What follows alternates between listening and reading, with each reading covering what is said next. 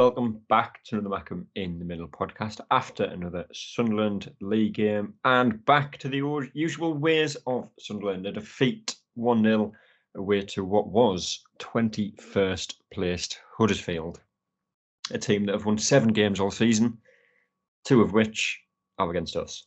Make of that what you will. We'll get into what happened during the game, what that game means, some of the reaction to it, but the main thing it means is that Sunderland dropped down to 10th. However, still only 1 point from the playoff positions, which, when you look at the performances over the past, God knows how long, to be honest, John, that is quite miraculous that we're still only 1 point away from them. Yeah, it's crazy. And I think that feeds into the narrative of, we shouldn't, overreact to results and poor performances. But I think on the flip side, certainly for me, I think there's just that little frustration that had we not just sort of pushed the boat out a little bit and got, a striker who's sort of a level above what we've got now, and maybe a central defensive midfielder. I think with a bit of consistency, we could definitely solidify our place in there, as opposed to sort of making a bit of a late charge and maybe scrapping around for some consistency. So I think that's the frustration. The bit of hope there is that, like you say, we're only a point out. And it is now who really does turn on the performances and, gets those results. But we're still at that frustration stage, aren't we, after last night? The performances in general, even at the games that we've won, look at the Stoke game and just any performance recently, I want to say under Beale in general, and ironically, one of the better performances under Beale probably came in the 3-0 defeat at home to Coventry. And one thing that people said when Beale was appointed and after a couple of games he took charge of is that, right, we might not look as much of a threat going forward, which is an understatement, but we look a little bit more solid off the ball, out of possession and defensively. But that isn't the case. I did a piece for the Echo today looking at the XG for and against under Mowbray, comparing that to what it's been like under Beale, and XG4, whether you want to look at too much into this or not, the XG4 under Mowbray was nearly double what it is currently under Beale, and the XG against is actually more under Beale than it was under Mowbray marginally. And, in terms of league position and teams around us, we still have one of the better records when it comes to XG against us. But for a team chasing playoffs to pose less of a threat going forward and pose more of a threat to yourselves defensively just doesn't bode well for the season. As it stands, when you look at the XG, we're conceding more per game than we're scoring per game, which, for those who don't understand how football works, means you're not going to win many games.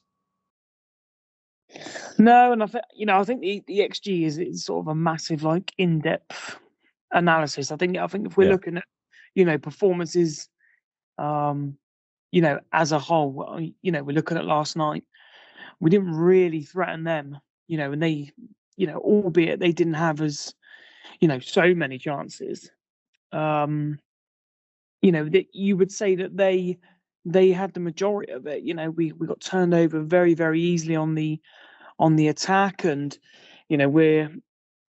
every time I was looking at Clark when he had the ball or someone miraculously had it on the right wing, not many, there just wasn't, the people arriving in the box, and then sort of 4 to 5 seconds later you can see all our midfield just sort of chasing down a Huddersfield attack, and it's a weird one. I know Bill's come in and tried to make us a little bit more. Obviously, we saw the stat today about everyone's average position. It's very narrow and very tight. Yeah. And you may be thinking, okay, when you go away to teams like Leeds and Leicester, you are going to have to play like that. We saw perfectly how it worked against Leeds. We sat in, gave them no space at all, and hit our hit them on the counter on the odd occasion and had a good moment, and we win the game. But then you're looking at last night against the Huddersfield team, who, let's be honest, no disrespect to them, but they are quite a poor team. They are where they are for a reason. And we didn't really lay a glove on them. And I'm talking about, not even just controlling the game. I wouldn't have said we controlled the game at any point. Yet the stats will tell you we had double the amount of passes they did. So it just shows you it doesn't matter what you do with the ball. Obviously it does matter. Sorry, what you do with, you need to take those opportunities when you get them, and we used to be like that. I think we have one of the lowest. Again, the phrase that I've used a few times is possession with intent, which we just don't have any of at the minute. Every time we get the ball, it's kind of just recycling the ball, and especially recently when like you mentioned there, where you're playing more narrow.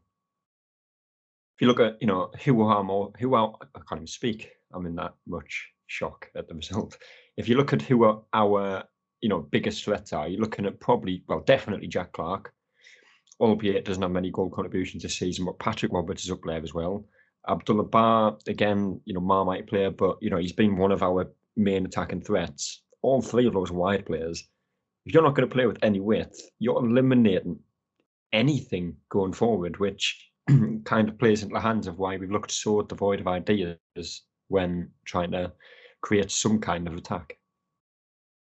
Yeah, and it wasn't the best attacking performance at all by any stretch. But I always think if you're going away from home, and I've seen the comments that Bill said, we're not going to go and blow teams away, and I to some degree, I accept that. But if you're not going to go and have a go against Huddersfield, then I don't understand why you wouldn't just be hard to beat and pick your moments. Because in those moments where it is neck and neck, which it would be, say if we sat in, maybe try and let them play a little bit. We've got the better quality to go and take those moments. If you're talking about 2 or 3 chances each team get, you're thinking maybe we've got, on average, the quality to get that odd goal. But at the moment, it's just not happening. Then if you couple that with, I'd probably say 9 out of the 11 last night were just sort of, I wouldn't give them more than 3 and above. We're just absolutely off it.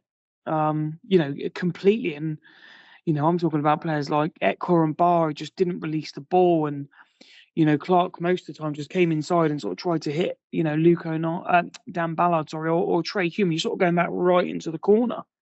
Yeah. We had no width at all. I'm not quite sure what the Barr Bellingham thing is. Bellingham again. All right, he scored the weekend and looked okay, but to me didn't look, one bit like the player he should be.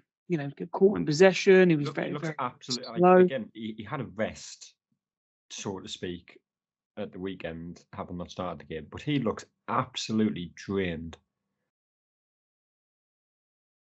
I think, it's such a strange one, because for me, he looks a yard off. And I don't see why, with how good a football we are. And there was one point, I think, in the first half, we were down in the corner and we must have played about 15 passes, but it was one touch. And in the end, the Huddersfield player, I think, just gave up.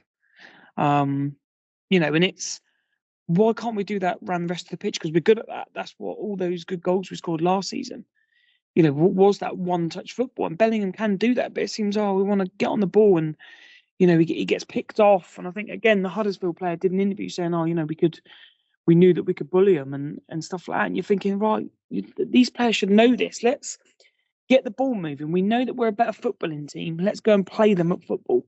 Let's knock the ball around and make it really, really quick. And we just didn't do that, and the perfect example was, Jack Clarke coming down, doing what he does. And he had 3 players on him and we just couldn't get the ball out every time. We didn't learn. We didn't think, right, we need to sort of hold Clarke back a tiny bit to get that ball back inside, to get it back up wide, because we had no width the other side. And it didn't really change, at all. The subs again were a bit baffling. I think the Dan Neil one was probably a premeditated one, ready for the weekend, because Ekwa had a bit of a breather Saturday. And the subs, I want to say under Beale, but just this season in general have just been like, what the fuck? I mean, you look at our reaction to going 1-0 down in a game, and it has been in as many games as I can remember, is right. We need a goal. Let's take a striker off. It just doesn't. It just doesn't make any sense. And you eventually then bring Burstow on, then you play him with a striker again. But I've said it so many times. I think you've said it. Michael said it. I've seen so many other people saying it. Why not keep Rooston on the pitch? Take Ekwah off. Bring Hamir on. Go 2 up top. Try something different. What is the worst that can happen? I would argue the worst that can happen is you lose 1-0 away to Huddersfield, having shown little to no quality in the game, and that is what we got. It could not have got any worse if we bring an extra striker on to play 2 up top, occupy the defenders, like we've said before, creates more space for those players out wide. But we just seem there's like some weird clause in any manager's contract that you're not allowed to play 2 up top. Yeah, again, that was the frustrating. Like you say, if we are, going for it, it's we were getting turned over anyway. Bar some really awful and hesitant finishing from them. It probably should have been like 2 or 3-0, maybe even 4. I think Rudoni had a couple of opportunities in the end, and you're looking that's a hammering. So we were getting turned over anyway. So why would you not, go for it? I think Mundle came on and went onto the left. Clark went inside a bit, and it was very, very messy. It was a little bit sort of back to the Mowbray-esque type of thing. And like you say, I don't know if football's simple enough for the coaches to think if we just put Mundle on the right wing and tell him to beat his man and get a cross in, somebody will be there if we have 2 strikers. Yeah. And I said that to my lad, when was watching, we need 2 strikers and we need to occupy, because the one person who was in the box at any given moment just did not have the reactions. We didn't get people in the box. There was one point, I think, their centre back, I think it was when the save was made, made more of an attempt to get the ball than Burstow. Burstow was nowhere near it, and we've got to sort of persevere with Burstow for the rest of the season. It's like your reactions they're just not good enough, which means you have to gamble and you have to put more people in there, and I think the reactions in both boxes, totally cost us, and we'll probably go on to Huddersfield's goal. But, our reaction to, Patterson sort of parrying the ball, not great from him. We'll accept that. But our defenders have got to react, and they don't. And it's, it's a centre-back reacting who scores. And our strikers, our supposed defined strikers, do not react like that. Yeah. And if you're not going to have a go against Huddersfield, which I think we really did, if you're not going to have a go, then, you've got to accept results like yesterday, which is, it's a massive frustration to have that sort of team do the double over you. Yeah, it is. On that goal then, which again comes from a set piece, another area that Sunderland have just been terrible at, whether it's attacking, whether it's defending, slightly off topic, but I think we must be the worst team I've ever seen in professional football when it comes to set pieces. I've lost count of how many times. Jack Clark, I love him, he's top player. How can you not beat the first man from what I think we had 6 or 7 corners in a row? It's criminal. It's criminal. I'd argue it's on the same level as someone taking what's the word? Throw in wrongly. What's the word? I don't think the word. But anyway, I don't know. It's on the same lines as that. You have to beat the first man. And for so many, just this entire season, and, even going back to League One, even going back to probably until we had like Seb Larsson or Wabi Kazri in the Premier League, set pieces have been absolutely terrible at Sunderland. Yeah, they have been awful. I was even thinking like who would be the best player, to take them, and I'm probably, obviously doesn't have the best of luck in our squad, but you're probably looking at Elliot Embleton with, some of the better deliveries. But I saw someone say the other day about Pritchard, and I think even his were, especially his corners weren't great. No. They sort of crowded us out on the short corner, but for. I think even when people would talk about Pritchard set pieces, I think they were even hanging on to them, kind of them 2 free kick goals he scored in League One, because overall, even his set pieces weren't up to it. No, exactly. And again, it's such a simple thing. You know, I coach an under 11s team and an under 15s team, and both of the teams, in my son and the eldest one, can put a ball into the area where you want your centre backs to be attacking the ball. And I don't understand how these people paid thousands of pounds. All we want you to do is land the ball in that area, because every other team can do it. They put balls across us. Patterson is always under pressure from corners, and I don't get it. And you've got Ekwa, who's, to be fair, has got a lovely left foot, but I don't think he beat the first man at any corners yesterday. I think one of his It's corners just bounced before it went to the first man. exactly, and you know, it's a massive frustration. We're led to believe that this, you know, it's amazing coaching, Speakman said, and you can't get the fundamentals right. And you know, touching on their goal, you know, even I said, you know, one, I think is Rudoni, who's got his back to goal, and you know he's just going to roll it and he's just going to turn and shoot and try and catch us out, and we don't even see that. It's just so basic. Again, like we said, Patterson doesn't cover himself in glory. Reactions are really poor in the box. Stick to your man. You know, sometimes we stick to our man too much when you see Luke 9 sort of, you know, literally riding his man. You know, and he's the captain who should set the example, and we don't. And it's a centre back or right back, whatever he is the one who reacts for, you know, a tap in. And it's, you know, Michael Beale keeps saying it. Oh, it's another set play. It's another set play. But you need to work on it. Then, you know, your players are not concentrating enough. Just stick to your man. That's all you've got to do, is stop your man playing the ball. That's all you've got to do. Obviously, fairly, because we don't want to give away a penalty. That's all you've got to do. And I haven't seen it back. I've only seen it sort of once or twice. But I'm pretty sure it's, you know, it's Dan Ballard. He just doesn't react quick enough. And you have to, because they've caught us out. All right, we should deal with the second phase, but we don't. And that's the difference in a game where we haven't really gone for it. We're not really, I don't want to say not up for it, because we must have been, but you know, the performance was below par from a lot of people. And once they scored, I was thinking, I don't really fancy us to score here. You know, there's not much coming off the bench to change anything, and it didn't really change. It was very messy. It was very below par. You know, we couldn't string passes together. We couldn't, you know, hold the ball up. I think Abdullah Bar got picked off so many times. And you've got to learn. In this league, you will get no time. Someone will be on you, if not, because that is Huddersfield game. They're not a footballing team. They are, where they are. They're a very gritty team, and they won't give you any time. And we just didn't learn. We didn't learn just to lay that ball off quick. You know, and we're talking about top players like Jack Clark, you know, and again, they just didn't learn. And there has to be that in-game, adaptability to think, well, they're just going to come for us, so get the ball moved quickly. And like I say, when we played that little bit of football in the corner, that's probably the best bit of play. And maybe Trey Hume's chance where we played through, that was probably the best bit of football, and it was just one touch, and it just didn't. Yeah, it's just really, really poor from, I think on and off the pitch. Yeah.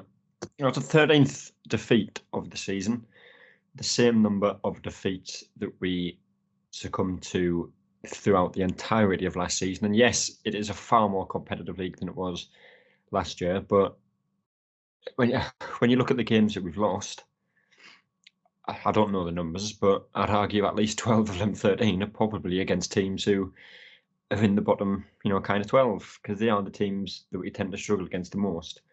But we are playing another one of them teams on Saturday, and it's going to be our three familiar faces will be there. Obviously, Tony Mowbray in charge of them now. I think he served a touchline ban on last Tuesday, so I think he will be there. Alex Pritchard, I think, is injured. Whether that comes as a surprise to you or not, I'll let you make your own judgment on that one. And obviously, Dion Sanderson as well, for those who remember him from our League One days. Actually did very well at Sunderland and joined Birmingham on loan. He is there permanently now and has been for a couple of seasons. But again, I'm going to say this probably today. I'm going to say it on Sunday or Monday when we do the next podcast, and on the next podcast. You need to win. You have to win. And the performance, again, has to be better. Beale is still very much under pressure, whether people want to admit it or not, because performances have been terrible. Even in the games that we've won, they've been below par. Results haven't been any better. We're dropping down the table very quickly and alarmingly quickly. And, next season, if we are in this league again, and if Beale is still here, you're looking at, some key players very likely to leave, like Dan Neil, Jack Clark, and, you're going to have a much weaker squad that was already struggling to perform under Beale. So to get to the point, have to win on Saturday. No two ways around it. Yeah, I think we do have to win. I'd be worried that we're coming up very, very quickly against a manager who knows the ins and outs and, everyone's strengths, everyone's weaknesses, and you can maybe, he's a bit like Alex Neil, can maybe pull off that, that one result, out of nowhere with a bit of sort of tactical nous. I think we know Michael Beale is under pressure. I think he'll know he's under pressure. We haven't had a full 90 minutes of, a decent, performance. Not even sort of, a Southampton where you're thinking, oh, we're 5-0, everything went well. Southampton didn't get one sniff, scored 5 amazing goals, played football, should have been more. We haven't had that. I think even in the games we've won, the games that we've won haven't been good performances. Like I said, they've been moments of quality. Hull City, I think it was a 1-0 win, that wasn't it? Nothing in that game for 83 minutes. Jack Clark cuts in 20 yards out, sticks at bottom corner. The Stoke game, again, Jack Clark cuts in 20, 25 yards out, fires it, posting in. Joe Bellingham comes off the bench, sticks at top corner from the edge of the box. Even in the games that we've won, we're relying on individual moments of quality, which, when it comes off, fantastic. You get 3 points, you get, +2, +3 goal difference. Everyone's happy, but you can't rely on them individual moments of quality for 46 games throughout the season. You have to have consistent performances where you win games without a standout player. Yeah, exactly. And that's what I think you're expecting to see by now. We keep saying about the world-class coaching and, best Christian Speakman's ever seen.